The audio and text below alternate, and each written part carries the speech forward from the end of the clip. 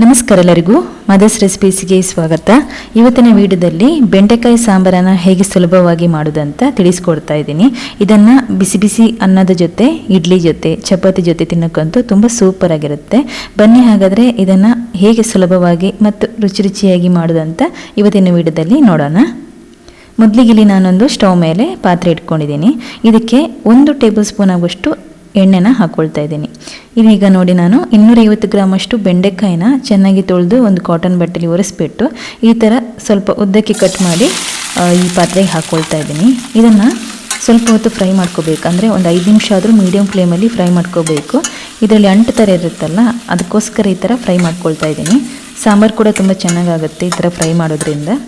ಈಗ ಇದನ್ನು ಒಂದು ತಟ್ಟೆಗೆ ಹಾಕ್ಕೊಳ್ತಾ ಇದ್ದೀನಿ. ಇಷ್ಟು ಫ್ರೈ ಆದರೆ ಸಾಕು. ಈಗ ಅದೇ ಪಾತ್ರೆಗೆ ನಾನು 1 ಟೇಬಲ್ ಸ್ಪೂನ್ ಅಷ್ಟು ಎಣ್ಣೆನ ಹಾಕ್ಕೊಳ್ತಾ ಇದ್ದೀನಿ. ಎಣ್ಣೆ ಸ್ವಲ್ಪ ಬಿಸಿ ಆದಮೇಲೆ ಇದಕ್ಕೆ ಅರ್ಧ ಟೀ ಸ್ಪೂನ್ ಅಷ್ಟು ಸಾಸಿವೆನ ಹಾಕ್ಕೊಳ್ತಾ ಇದ್ದೀನಿ. ಸಾಸಿವೆ ಚಟಪಟ ಅಂತ ಆದಾಗ ಇದಕ್ಕೆ ಸ್ವಲ್ಪ ಕರಿಬೇವಿನ ಸೊಪ್ಪನ್ನು ಹಾಕ್ಕೊಳ್ಬೇಕು. ಈಗ 2 ಹಸಿಮೆಣಸಿನಕಾಯಿನ ಕಟ್ ಮಾಡಿ ಹಾಕ್ಕೊಳ್ಳಿ. ಹಾಗೆಯೇ ಒಂದು ಈರುಳ್ಳಿನ ಈ ಥರ ಉದ್ದುದ್ದಕ್ಕೆ ಕಟ್ ಮಾಡಿ ಹಾಕ್ಕೊಳ್ಬೇಕು. ಈ ಈರುಳ್ಳಿ ಸ್ವಲ್ಪ ಸಾಫ್ಟಾಗಬೇಕು, ಅಲ್ಲಿವರೆಗೂ ಸ್ವಲ್ಪ ಫ್ರೈ ಮಾಡ್ತಾ ಇರಬೇಕು. ಆಮೇಲೆ ಒಂದು ಮೀಡಿಯಮ್ ಸೈಜ್ ಟೊಮೆಟೊವನ್ನು ಈ ಥರ ಕಟ್ ಮಾಡಿ ಹಾಕ್ಕೊಳ್ತಾ ಇದ್ದೀನಿ.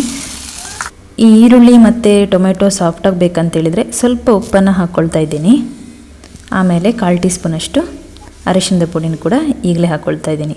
ಈಗ ಎಲ್ಲವನ್ನು ಚೆನ್ನಾಗಿ ಮಿಕ್ಸ್ ಮಾಡ್ತಾ ಇದನ್ನು ಫ್ರೈ ಮಾಡ್ಕೊಳ್ಳೋಣ.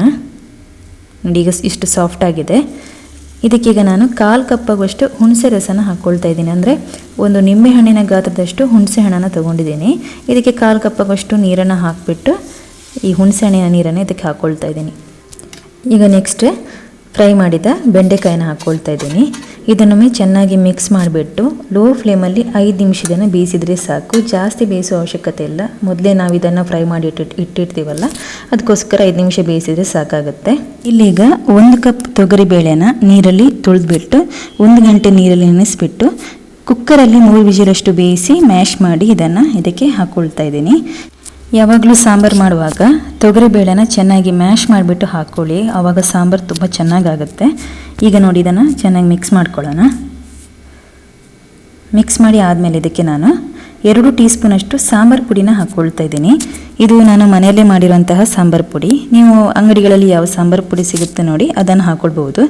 ಈಗ ಸಾಂಬಾರು ಪುಡಿ ಹಾಕಿದ ಮೇಲೆ ಇದನ್ನೊಮ್ಮೆ ಮಿಕ್ಸ್ ಮಾಡ್ಕೊಳ್ಳೋಣ ಚೆನ್ನಾಗಿ. ಈಗ ಇದಕ್ಕೆ ನಾನು 1 ಕಪ್ ಆಗುವಷ್ಟು ನೀರನ್ನು ಹಾಕ್ಕೊಳ್ತಾ ಇದ್ದೀನಿ. ಜಾಸ್ತಿ ನೀರನ್ನು ಹಾಕ್ಲಿಕ್ಕೆ ಹೋಗಬೇಡಿ, ಇದು ಸಾಂಬಾರು ದಪ್ಪಗೆ ಇರಬೇಕು.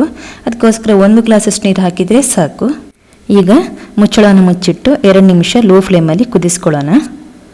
ನೋಡಿ, ಸಾಂಬಾರು ಚೆನ್ನಾಗಿ ಕುದಿ ಬರ್ತಾ ಇದೆ. ಇದಕ್ಕೆ ರುಚಿಗೆ ತಕ್ಕಷ್ಟು ಉಪ್ಪು, ಹಾಗೆಯೇ ಅರ್ಧ ಟೀ ಸ್ಪೂನಷ್ಟು ಬೆಲ್ಲದ ಪುಡಿನ ಹಾಕ್ಕೊಳ್ತಾ ಇದ್ದೀನಿ. ಒಮ್ಮೆ ಮಿಕ್ಸ್ ಮಾಡ್ಕೊಳ್ಳೋಣ. ಈಗ ಸಾಂಬಾರು, ಬೆಂಡೆಕಾಯಿ ಸಾಂಬಾರು ರೆಡಿಯಾಗಿದೆ. ತುಂಬ ಸೂಪರಾಗಿ ಬಂದಿದೆ. ಘಮ ಘಮ ಅಂತ ಪರಿಮಳ ಬೇರೆ ಬರ್ತಾ ಇದೆ.